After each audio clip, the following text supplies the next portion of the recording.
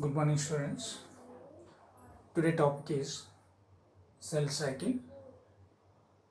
Cell cycle is nothing but the cyclic events of cell in which the synthesis of DNA and other cellular constituents like different types of cell organelles like chloroplast, mitochondria, Golgi complex, endoplasmic reticulum. There are so many typical eukaryotic cell organelles. All these replicates in this cell cycle and DNA replication also occurs, and finally cell undergo division. That means cell divides into two daughter cells. So these all events are commonly called as cell cycle. Here the duration of the cell cycle varies from one species to another species, or within the species the cell type to cell type. That means one cell type takes some time and another cell type takes some other times. Okay, that depends upon the cell type also.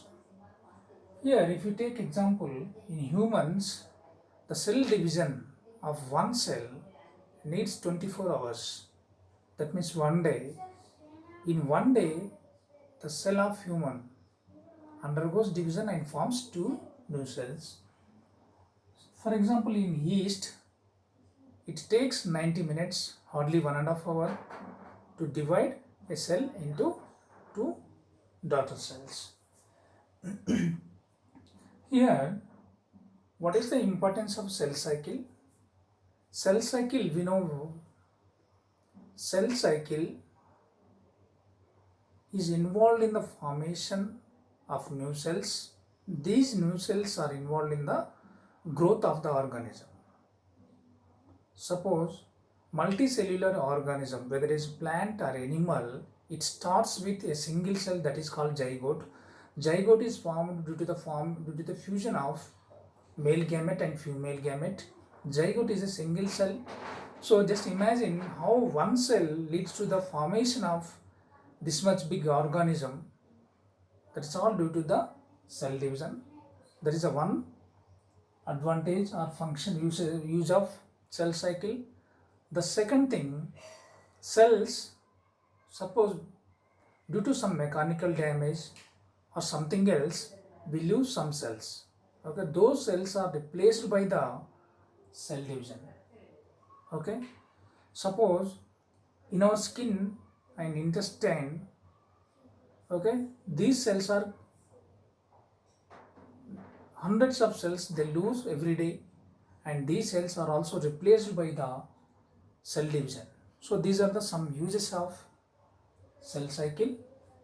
Okay, and also the most important use of cell cycle is formation of gametes, sperm and ovum in humans. It's only occur due to the cell cycle. So before going into the detail, just I want to give you some information about cells. In human body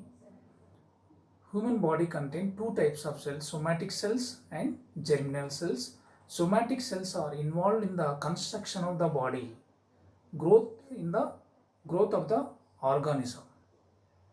So that is the somatic cells. The second type of cells are called germinal cells. Germinal cells, they mainly involved in the formation of gametes, female gametes and male gametes. Okay, so they are involved in the reproduction process.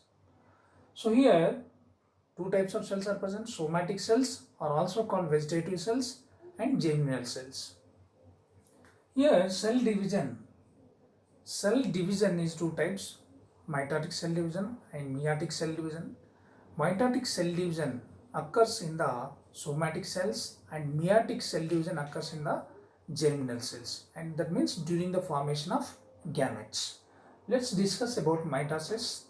Mitosis occurs in the somatic cells of the organism. So mitosis is also called equational division. That means the daughter cells are equal in every aspect to the parents. whether it is in chromosome composition or cell organelle composition or some other cellular constants. Daughter cells are equally similar to the parents. They are very 100% identical to the parent cell. So that's why it is called equational division. Here, this mitotic division is divided into two phases, interphase and mitotic phase.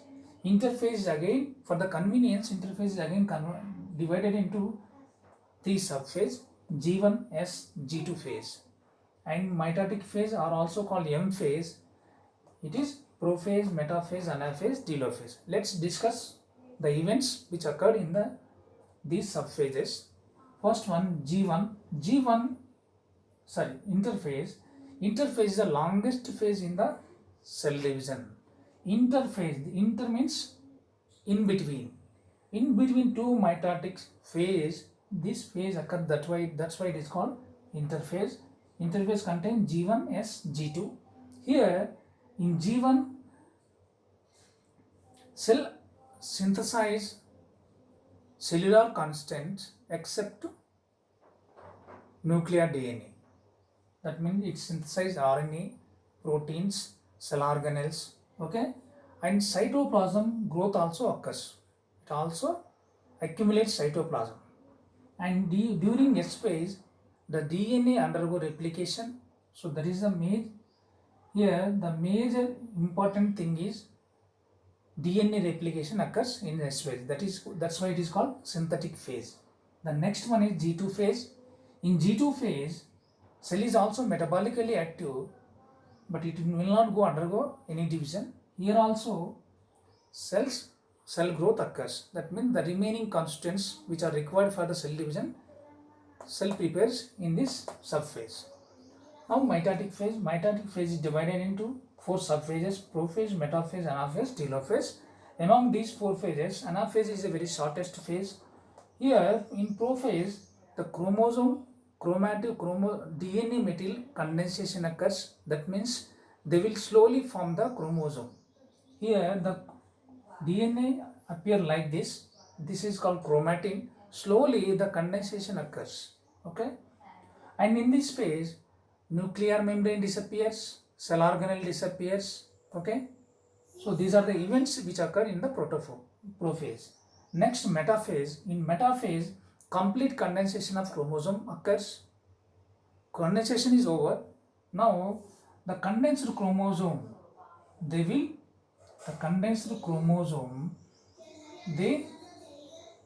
lie on the metaphase plate or equatorial plate. Now the spindle fibers, they will come and attaches to the kinetochore of the centromere, and during anaphase, these chromosomes, here each chromosome attaches to the spindle fibers, and in anaphase, splitting of centromere occurs and division of chromosome occurs, leads to the formation of chromatids. Now these chromatids, they will go opposite poles and forms new chromosome. And here we can see two sets of the chromosomes, okay, 46. In telophase, what happens? The reformation of nuclear membrane and reformation of cell organelles like chloroplast, mitochondria, other cell organelles, and this marks the end of the mitotic phase. So this is mitotic phase. Hope you understood.